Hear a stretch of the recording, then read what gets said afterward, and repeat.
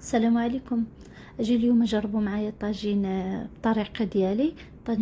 طاجين ديال بطاطا حلوه والدجاج. الطريقه اللي غادي نطيب بها الطاجين راه تقريبا هي المعتمده عندي في كاع الطواجن، وانا كنطيب الطواجن بزاف، وغالبا كندير بطاطا حلوه، ما كنديرش بطاطا الاخرى. حتى كايلا طيبته بكري وبغيت نخليه كنجي هكا كنلقى كتعرفوا بطاطا حلوه كتسخنها بحال يلاه طيبتيها، ماشي بحال البطاطا الاخرى كتكنزز. يلا نشوفوا الطريقه. كنحتاجوا واحد الطاجين كنديروا فيه زويته بلديه. انا كندير مباشره فوق العافيه. كندير البصله. انا كنحط الطاجين كيسخن وكنوجد، كنقطع البصله وندير كميه ديال الدجاج ولا ديال اللحم اللي متوفر عندكم اللي بغيتو. صافي كنزيد البطاطا حلوه. عندي هنا واحد جوج بطاطات حلوين كبارين اللي قشرتهم وغسلتهم وقطعتهم على 4. و صافي هذا الطاجين غير صغير ديال واحد ولا ديال جوج. نتوما زيدوا الكميه الا كنتو كتارين.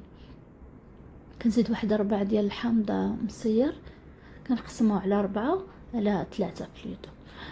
وعندي هنايا واحد الكاس غندير فيه واحد تقريبا معلقه ديال سكينجبير، ونص معلقه صغيره ديال الخرقوم، وراس معلقه ديال الابزار، وواحد المعلقه صغيره ديال الملحه. كنزيد على هادشي هذا المغليان وكنخلطهم مزيان وكنزيدهم على داك الطاجين ديالي. هكا كتطلق الملحه، كيطلق كاع العطريه وكتخلط مع بعضياتها.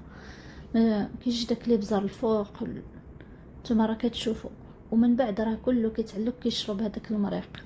كنزيد هنا واحد 3 ديال الفصوص ديال الثومه صاينين، ما كنقشرهم ما حتى شي حاجه، غير كنغسلهم وكنزيدهم. كتعجبني هكاك، كتجي فنه.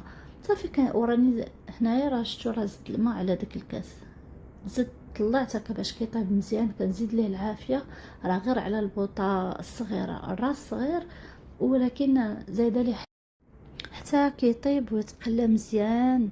حتى صافي كنطفي عليه وهو كيفاش كيجي، راه كيجي بنين بزاف، ما تشبعوش منه. جربوا طريقتي. الا كنتو كتجربوا شي طريقه اخرى بدلوا شي شويش وجربوا هاد الطريقه هادي، راه كتجي زوينه وممكن تعتمدوها في كاع الطواجن ديالكم. انا كنديرها في كاع الطواجن. انا تقريبا كنطيبش كاع في الكاميله، كنطيب غير في الطاجين. يلا بسلامه عليكم وبصحه وراحه.